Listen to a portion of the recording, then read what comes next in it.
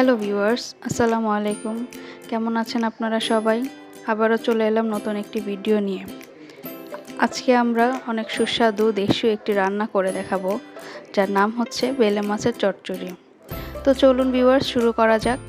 বেলে মাছের চচ্চড়ি করতে আমরা নিয়েছি ছোট সাইজের আধা কেজি বেলে মাছ।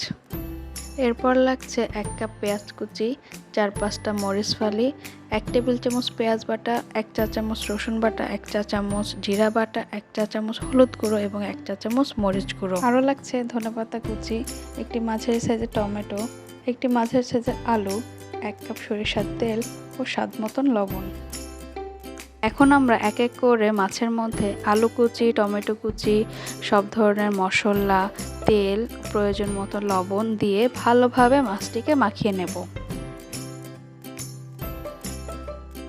মাখানো হয়ে গেলে 1.5 কাপ পানি দিয়ে দেব এবং ঢাকনা দিয়ে মাঝারি আঁচে 15 থেকে 20 মিনিট মাছটি রান্না করব।